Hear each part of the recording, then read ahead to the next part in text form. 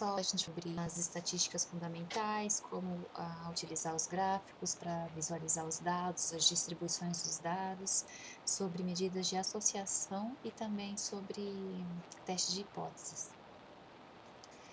Então a gente começa falando um pouquinho sobre os conceitos, primeiramente, né? A estatística descritiva, a gente sempre fala, né, que existe a estatística descritiva, a estatística inferencial, e o que é cada uma? Bom, a estatística descritiva é aquela que resume mais ou menos as medidas, as informações primárias, né, de um conjunto de dados. Então, quando a gente fala, por exemplo, da média de uma população, qual que é o valor observado, o desvio padrão, a gente está falando dessa parte de estatística descritiva. São essas estatísticas que vão dar uma primeira informação sobre o conjunto de dados que a gente está analisando. E aí também tem a estatística inferencial, que é quando você vai fazer mais a parte de análise e interpretação dos dados com relação aos testes de hipóteses, a gente está falando também de estatística inferencial, ou quando você está fazendo um ajuste de um modelo de regressão, você está tentando fazer uma inferência sobre aquelas variáveis, né, aquele comportamento, utilizando o modelo de regressão como ferramenta para te ajudar a tentar prever, né, o comportamento desejado. Então, isso seria estatística descritiva e estatística inferencial. Aí outros conceitos também são o de população e amostra. A gente falou já um pouquinho sobre isso na última aula, sobre quando eu falei de como calcular tamanho amostral. População é o conjunto que contém todos os elementos com uma determinada característica que você deseja observar. Então, a gente poderia dar o exemplo da população dos superobesos no Brasil, que querem fazer uma redução de estômago. Essa seria a população. E aí, para a gente poder fazer uma investigação sobre determinadas características sobre essa população, a gente utiliza uma amostra, porque não é viável fazer o experimento com toda a população completa. Isso nunca é viável, né? Então, a gente sempre trabalha com amostra, né? Então, a amostra seria um subconjunto dessa população que você tem o interesse de estar investigando uma determinada característica. Aí também tem o conceito de variável, né? Isso também a gente falou já lá atrás, quando eu apresentei para vocês o SPSS.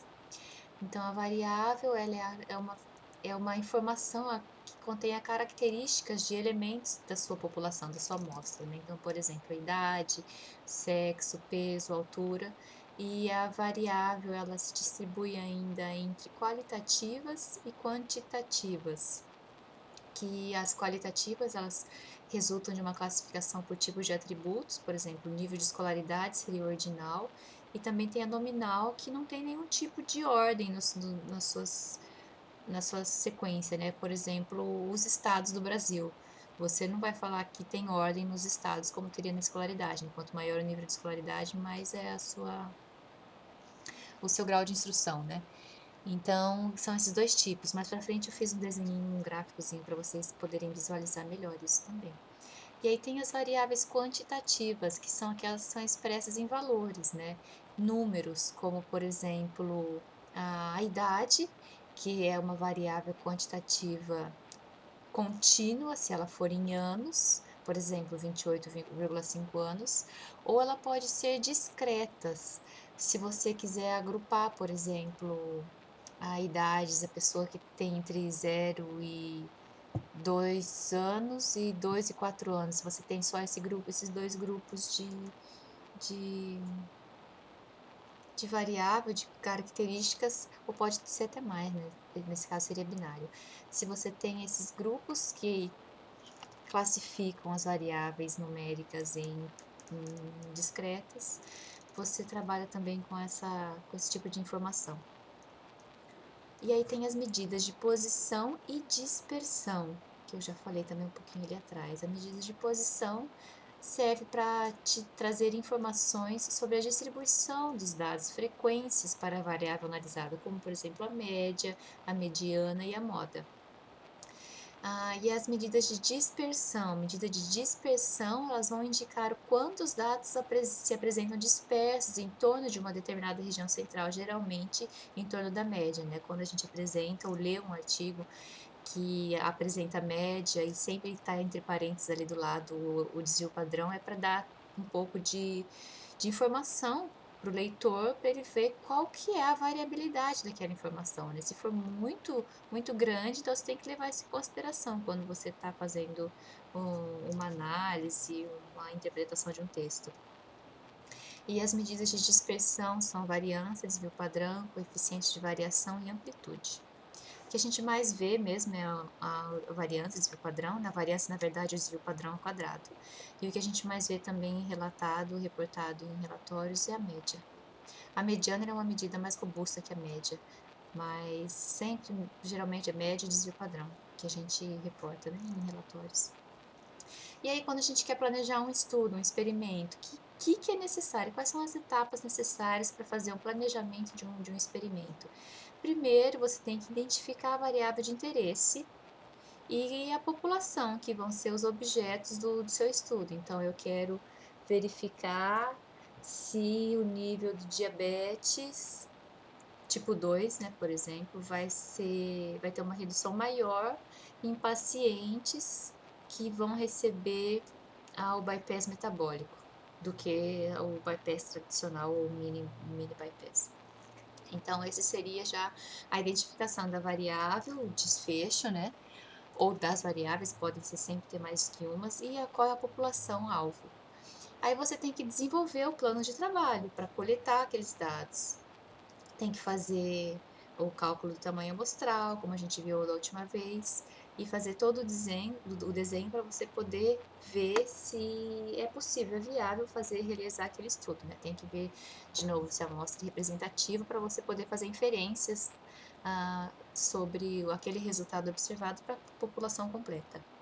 Aí depois você vai coletar os dados, então, ou seja, aqui seria realizar todas as cirurgias e começar a coletar as informações. Na verdade, você começa a coleta dos dados antes do procedimento, né? Então, os pacientes, os X pacientes vão chegar até o instituto, o hospital, e você já vai fazer a coleta de várias informações, como idade, peso, gênero, vai ter aplicação de questionários sobre, por exemplo, a qualidade e satisfação de vida, qualidade de vida, você vai aplicar, recolher todas essas informações antes do procedimento, aí vai fazer também uma coleta de informações logo após o procedimento, aí quem determina o período exato é, nesse caso, o pesquisador, o cirurgião, vai dizer se é melhor fazer um dia depois da cirurgia, uma semana ou um mês, enfim, mas é logo após.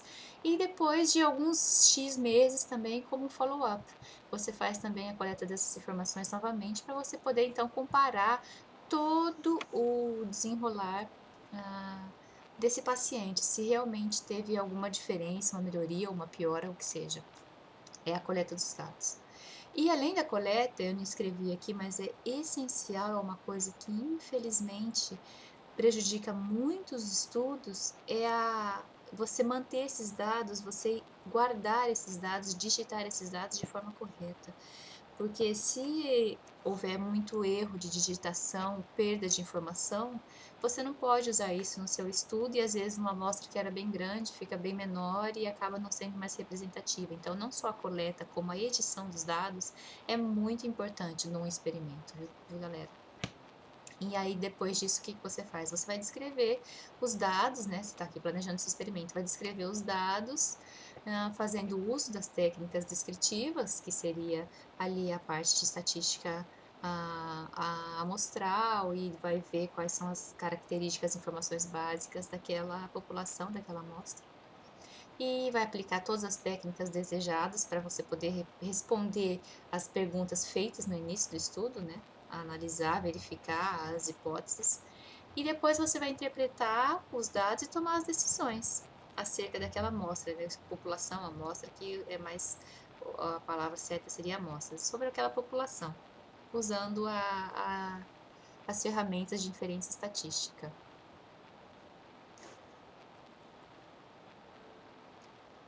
E aqui tá para vocês mais aqui um gráficozinho sobre os tipos de variáveis, de repente é mais fácil visualizar assim. Então, como eu disse ali atrás, tem a variável do tipo qualitativa, que seria nominal ou ordinal. O ordinal é fácil de decorar, porque tem que ter alguma ordem, que seria então novamente o grau de instrução, por exemplo. né? Quanto maior o grau de instrução, maior a sua escolaridade. E aí tem do tipo quantitativa, que seria discreta, se ela está em intervalos, que a gente pode colocar, por exemplo, a idade em intervalos, ou contínua, se você deixa a idade realmente em números contínuos. E aí agora a gente vai falar um pouquinho sobre distribuições de frequências, que você quer conhecer o comportamento da variável analisando a ocorrência de suas possíveis realizações. Então aqui eu deixei um exemplo da escolaridade. Eu tenho aqui 3 níveis de escolaridade: fundamental, médio e superior, e a frequência de cada uma delas observada são dados hipotéticos, né? Só para um exemplo para vocês.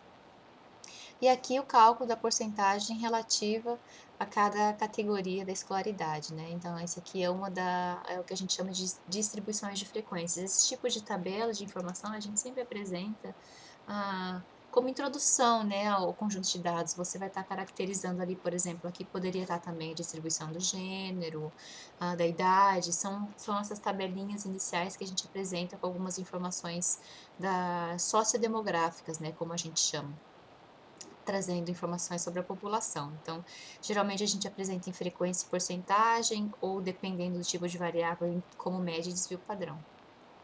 E aqui está a outra distribuição de frequência, só que agora em classes, tá vendo?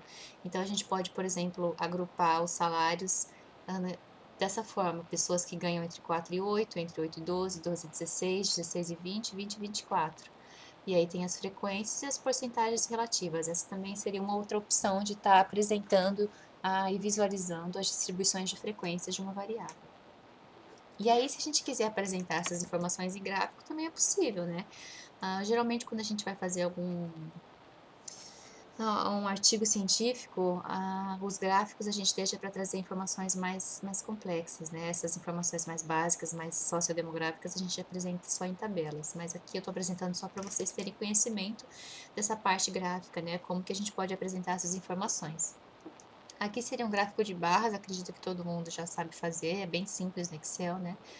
Fazer esse tipo de gráfico, é relativo àquela tabela de escolaridade ali atrás, né? Então, aqui eu tenho os 3 níveis de escolaridade e a frequência, eu pedi para ele me disponibilizar a frequência também, de cada nível de escolaridade observado. Então, seria um gráfico de barras para esse tipo de variável. Eu posso fazer também o mesmo, usar a mesma variável, mas apresentar de outra forma, que seria o gráfico de setores, ou como a gente gosta de chamar aí no Brasil, eu não sei entre vocês, médicos, mas a gente na estatística, na matemática, muitas vezes fala o gráfico de pizza, né? Não é muito correto, porque não é o nome certo, mas é o gráfico de setores. Também a gente pode apresentar dessa forma para a gente. Aqui a gente consegue muitas vezes ter uma visualização, um entendimento melhor da proporção, né, de cada um desses níveis. Eu esqueci de colocar aqui a legenda, mas é só também colocar a legenda, o que significa o vermelho, o azul e o verde, estaria aqui do lado. E aí aqui também são dados hipotéticos para notas de alunos do curso de estatística, 100 alunos do curso de estatística, e aqui seria a distribuição das notas obtidas numa prova, né? Para quem já fez alguma aula de estatística, consegue visualizar que essa distribuição está lembrando uma distribuição normal. Então, dependendo do número de observações que você tem para construir o seu gráfico, você já consegue visualizar qual seria a distribuição daqueles dados, ou qual poderia ser, né? Então, aqui no caso, a gente está vendo que poderia ser uma distribuição normal. E aí, se você tem dados, por exemplo, que a gente chama de séries temporais, que são dados observados durante um período X de tempo, seriam dados de série temporal. Aqui são para as temperaturas observadas na cidade de São Paulo durante 120 dias. Se você plota essa informação em formato de gráfico, você tem também aqui, olha, uma série temporal. Isso é muito usado mais na área de econometria, de economia, nessa parte de estatística financeira. Não é tão assim utilizado na área médica, a não ser para talvez análise de sobrevivência, enfim, poderia ser usado. Mas essa eu só queria apresentar para vocês um outro tipo de gráfico para vocês terem noção, assim, um entendimento de como é possível apresentar informação. E aí, se a gente quer calcular probabilidades a partir dos dados, como que a gente faz? Então, eu coloquei um exemplinho aqui para vocês. A gente tem um grupo com 2 mulheres e 3 homens, ou seja, aqui minha população tem o tamanho igual a 5, que são 2 mulheres mais 3 homens. E aí, alguém vai ser sorteado para fazer uma apresentação. Eu quero saber qual que é a probabilidade para cada gênero. Então, qual que é a probabilidade do meu sorteado ser uma mulher? É só eu saber quantas mulheres existem. A amostra de mulheres é igual a 2, ó, dividido pela população total, que são 5, e a probabilidade de ser homem é a mesma, o mesmo pensamento. O tamanho total da amostra de homens, que é 3, dividido pelo tamanho total da população, que é 5. E a soma sempre de todas as probabilidades da, de uma população tem que somar 1. Esse aqui é um exemplinho bem bobinho, assim, para vocês entenderem mais ou menos como que a gente pode fazer o cálculo de probabilidade para uma população, para uma amostrinha. Aí eu coloquei um outro exemplo aqui para vocês. Olha, a gente quer agora fazer o cálculo da probabilidade de para uma moeda. Então eu tenho uma moeda, vou supor que ela é honesta, ou seja, ela tem a mesma chance de ser cara ou coroa. E eu vou lançá-la 2 vezes. E eu quero saber agora como que eu faço para calcular as probabilidades para essa moeda, que eu simbolizei C como cara e R como coroa.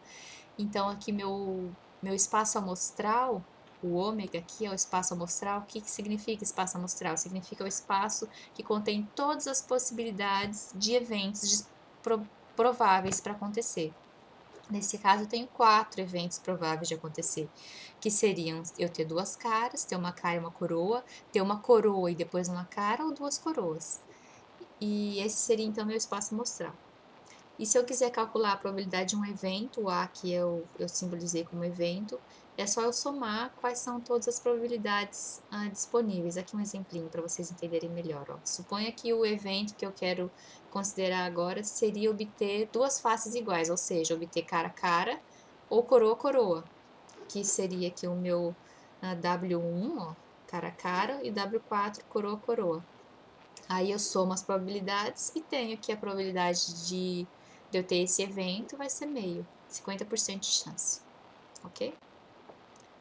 E aí agora a gente vai falar um pouquinho sobre a associação entre as variáveis qualitativas, porque existem associação entre variáveis qualitativas e quantitativas. Primeiro a gente vai falar das qualitativas. E à medida que a gente usa para esse tipo de associação, ela vai representar o grau de dependência entre essas variáveis. Então, por exemplo, eu quero verificar se existe associação entre o sexo, o gênero e a carreira escolhida por um grupo de alunos de economia e de administração. Então, aqui eu tenho uma tabelinha, olha, com as distribuições do gênero, masculino e feminino, e da escolha, né, do curso, economia e administração. Aqui estão as frequências. E agora eu quero verificar se existe uma associação entre o gênero e a escolha do curso. Para esse caso, como a gente está falando do SPSS, mais para frente, numa aula mais para frente, não vou prometer na próxima, mas eu vou fazer isso tudo depois no R, como eu prometi para vocês. Para quem não teve a possibilidade de utilizar o SPSS, poder usar o R, tá bom? Mas a princípio a gente vai fazer aqui vou mostrar para vocês no SPSS. Eu tenho esse conjunto de dados hipotéticos, eu posso enviar para vocês, caso vocês queiram brincar um pouquinho e reproduzir esses exemplos. Eu posso enviar. Eu tenho que abrir o conjunto de dados e aí você vai ter uma visão aqui, olha, tem o curso e o sexo. E lá você vai calcular então as estatísticas descritivas, essa medida de associação entre as variáveis. Onde que a gente faz isso? Em estatísticas descritivas, tabela de referência cruzada. Isso a gente já chegou a ver, né, pessoal, na última aula do SPSS. Mas eu não falei, acho que especificadamente sobre o teste de associação, que aqui seria o Q quadrado. Olha, você vem aqui em estatísticas, Q quadrado, coloca aqui na linha e na coluna quais são as variáveis que você quer verificar, aqui, por exemplo, sexo e curso, e dá OK.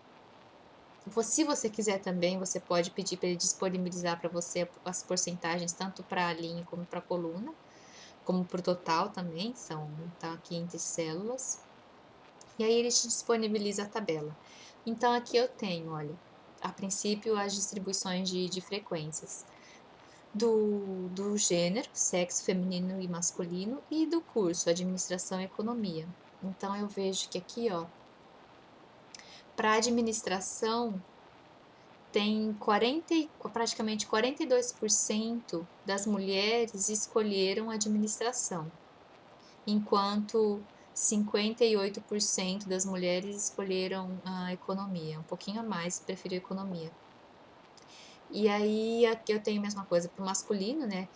39% dos homens escolheram administração e 61% aqui escolheu economia. E aqui eu tenho a porcentagem também para o curso, que, que agora as frequências são em relação à coluna, né? Seria aqui.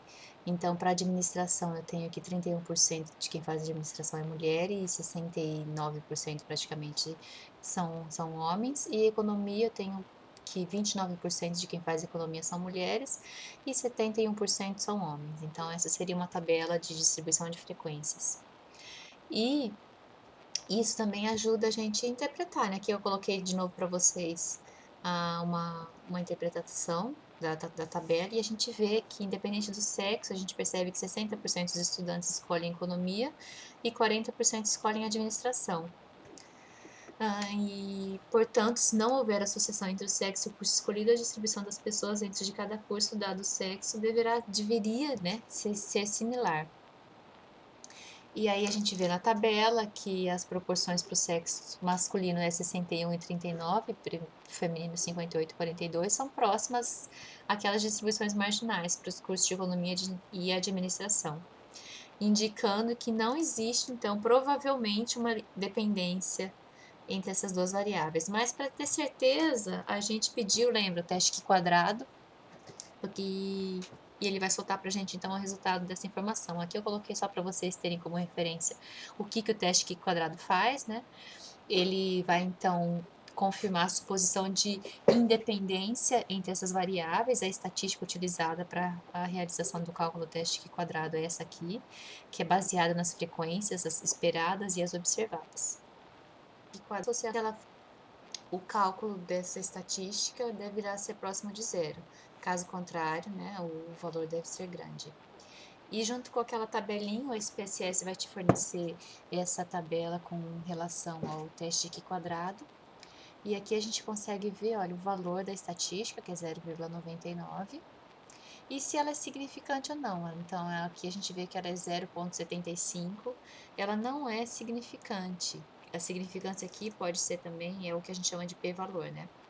Como ele é maior do que 5%, a gente conclui que as variáveis não são dependentes, que é o que a gente já tinha imaginado, suposto ali atrás, quando a gente viu as distribuições marginais das variáveis, né? Essa associação também pode ser verificada utilizando o gráfico de dispersão ou a medida de correlação. E aí o exemplo também a gente pode, eu coloquei outro conjunto de dados para a gente poder fazer o gráfico de dispersão. É só abrir o conjunto de dados. E para fazer o gráfico, a gente vem aqui em gráfico, construtor de gráficos, e aí você escolhe aqui, ó, dispersão ponto, o primeiro, e coloca aqui, olha, as variáveis. Aqui no caso seria os anos e os tipos de clientes. E aí vai ter um gráfico de dispersão. Aqui você vai ter, aqui é outro conjunto de dados, né? Outro exemplo que você consegue também inferir se existe uma possível associação entre as variáveis. O que que a gente vê aqui nesse gráfico? A gente vê que conforme os anos passam, olha, o número de clientes aumenta. Então, dá para perceber que existe uma leve associação, sim, entre essas duas variáveis. Aqui eu escrevi de novo a mesma coisa, que deve haver, sim, uma possível correlação entre o número de anos e a quantidade de clientes de uma determinada empresa. E como que a gente mede correlação? Que agora a gente está falando entre variáveis quantitativas. O coeficiente de correlação mais usado é o de Pearson, gente, que foi o que eu apresentei aqui para vocês. Existem outros coeficientes de correlação que eu já falei também lá na aula do SPSS, né? E aqui eu estou apresentando a formulinha só para vocês terem como referência, mas é baseado na média e no desvio padrão das variáveis. E para fazer o cálculo de correlação, então a gente vai lá de novo em correlacionar bivariável, coloca as duas variáveis que você quer fazer a correlação, e o Pearson sempre está como padrão, né, como já pré-escolhido. Se você quiser de Spearman, dependendo da distribuição dos dados, também você pode estar escolhendo, ou a de Kendall, mas a de Pearson é a mais utilizada. E aí você dá um ok, vai receber a tabela de correlações e você consegue visualizar aqui, olha, que a correlação entre anos e número de clientes ele é bem alta, ela é 0,87. E além disso, o que mais que ele te fornece? Ele te fornece uma significância, tá vendo esse valorzinho aqui, ó, 0,001? Ele está fazendo um teste de hipótese se essa correlação observada ela é significativamente significante, né, estatisticamente. Então, ele já te entrega essa informação também. Então, a gente vê aqui que a correlação entre anos e número de clientes realmente é alta, como a gente tinha suposto, analisando aquele gráfico lá atrás do de dispersão, né? Aqui um pouquinho sobre o coeficiente de correlação, ele varia sempre entre -1 e 1, e -1 indica uma correlação negativa, diferente, são, na verdade, variáveis que estão sempre em direções opostas, enquanto uma cresce, outra diminui, por exemplo, se for negativo, né? Então, eu posso ter aqui entre pressão arterial e, não sei, vocês me ajudam aí, gente? Eu tenho a correlação negativa entre pressão arterial e qualidade de vida, vai, vamos fazer de conta, isso é só fazendo de conta. Então, se eu tenho uma correlação negativa entre elas, quer dizer que conforme maior for a pressão arterial que eu tenho, menor vai ser minha qualidade de vida. Isso seria a interpretação de uma correlação negativa. E varia entre -1 e 1. Um valor próximo de zero indica que não há associação, né, ou correlação entre as variáveis. Eu deixei aqui uma tabelinha com referência para vocês, para essa análise de correlação, para vocês terem como interpretar. E a gente começa a considerar mesmo a partir de 0,6, porque antes disso ele é muito fraco e, né, considerada assim significativa, praticamente, né? E aí, como eu falei ali atrás, ele também te entrega a informação sobre um teste de hipótese, se a correlação é considerada significante ou não, se ele é igual a zero ou não. É aquele resultado da significância que a gente observou na tabelinha de correlação. É a estatística para usada no teste é essa daqui, baseada na correlação e no tamanho amostral. Aqui, ó, aqui de novo, mais uma vez o resultado do teste, ó, a gente vê que ele é significante, ele é menor do que 5%. Na verdade, ele é significante até um nível de 1%, ele é bem significante mesmo. Então, isso significa que realmente existe uma correlação forte entre o número de anos que uma empresa está no mercado e o número de clientes que ela possui. E agora a gente vai falar um pouquinho sobre teste de hipóteses, que é uma muito, eu acho que, nossa, 90% dos estudos que a gente analisa, lê, tem conhecimento, sempre tem um teste de hipótese no meio, né? E o teste de hipótese, ele é muito comum no início de estudo, a gente faz a hipótese sobre aquela amostra, sobre aquela população, sobre aquela variável que a gente quer observar. Então, aqui eu dei um exemplo. Espera-se então que fumantes tenham mais problemas dentários que não fumantes. Foi uma hipótese que eu tenho. Eu acredito, então, que quem fuma tem maior problema, tem mais problemas de dentes ou na gengiva do que quem não fuma. E aí, então, eu vou fazer um estudo, planejei, fiz todo, coletei os dados, fiz todo o estudo e vou analisar agora essas informações para verificar se essa hipótese realmente está correta ou não. E para isso eu vou usar, então, teste de hipótese. Os testes de hipóteses, eles podem ser de dois tipos, paramétricos e não paramétricos. Os testes paramétricos, eles exigem que os dados sigam uma determinada distribuição, geralmente a distribuição normal. Então, a gente fala muito do teste T, de T de student, que é para médias, né, comparação de médias. Para você poder usar esse teste, que é um teste paramétrico, a sua amostra tem que ter distribuição normal. Mas, e se sua amostra não segue a distribuição normal, o que você faz? Você faz, então, um teste não paramétrico, que ele não faz nenhuma condição para a distribuição dos dados, não só para a normalidade, se é normal ou não, para qualquer distribuição. Você não precisa trabalhar com uma distribuição específica, porque ele faz a estatística dele baseado em ranks. É totalmente diferente do que é feito pelo teste paramétrico. Então, a gente começa a análise, explicitando claramente qual que é a hipótese que a gente quer colocar à prova. Isso é muito importante, pessoal, muito importante mesmo você saber definir a sua hipótese nula, porque tudo num teste de hipótese se baseia com relação à hipótese nula, se existe ah, informação suficiente para você aceitar ou rejeitar aquela hipótese, que é sempre a hipótese nula. E aí, depois que você definiu a hipótese nula, você tem a alternativa, né? Que seria o complemento daquela hipótese nula, ou o oposto, que é o que a gente chama de hipótese alternativa. Aqui também tá um pouquinho sobre os erros, que a gente já falou de novo. Acho que vocês já estão sabendo bastante sobre os erros tipo 1 e 2 de um teste, né? O erro tipo 1 é aquele erro de rejeitar a hipótese nula quando ela é verdadeira, e o tipo 2 é não rejeitar quando ela é falsa, que são os valores alfa e beta de um teste de hipótese.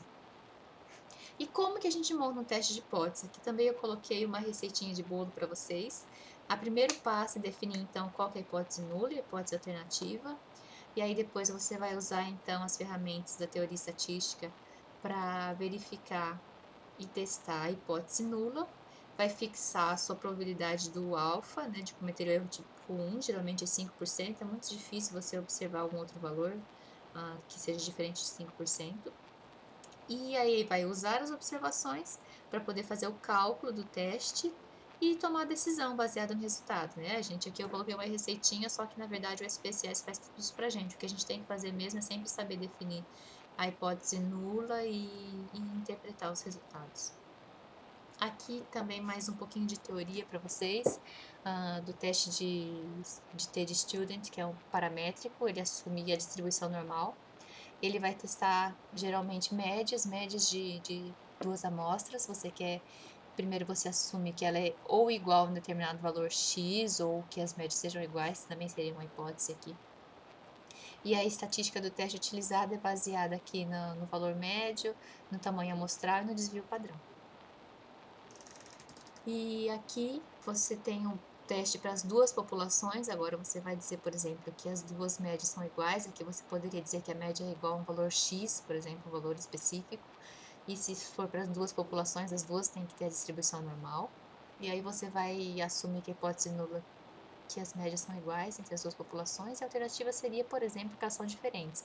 Você pode determinar também que a hipótese alternativa seja que uma média seja maior que a outra ou menor que a outra. Quando a gente está falando disso, no caso de ensaios clínicos, seriam os estudos de superioridade ou não inferioridade. A gente trabalha com testes de hipóteses que são maior com relação a maior ou menor aqui, né? Superior ou não inferior. E a estatística do teste utilizada também aqui é baseada no tamanho amostral, no desvio padrão e no valor médio do teste. E agora tem uma distribuição F. E aí aqui eu coloquei um exemplinho para vocês, um conjunto de dados para vocês poderem reproduzir isso tudo de novo, se vocês quiserem testar o SPSS e ver como é que funciona. E aí primeiro eu tenho que ver se a distribuição, se a variável tem distribuição normal. Como é que eu faço isso? Eu venho aqui analisar estatísticas descritivas, explorar, dentro do menu explorar aqui, olha, você escolhe a variável que você quer testar a normalidade. E em gráficos, você seleciona a opção gráficos de normalidade com testes. E aí ele vai fazer para você dois testes de normalidade, que é o de Kolmogorov e o de Shapiro-Wilk. Eles são dois testes que são um pouquinho diferentes. Pode acontecer de um dar significante, outro não. Mas esses são os testes que a gente usa aqui para verificar a distribuição normal dos dados ou não. Então aqui a gente vê que não existe informação suficiente para rejeitar a normalidade dos dados. Você está vendo, o p-valor aqui, significância p-valor é maior do que 0,05, então você decide usar o teste T, porque a distribuição pode ser considerada normal. Então, eu vou, eu vou fazer aqui o teste de hipótese para testar a hipótese de que homens são mais altos que mulheres. Essa seria a minha hipótese a ser testada. Eu parto sempre do pressuposto de que as alturas são iguais.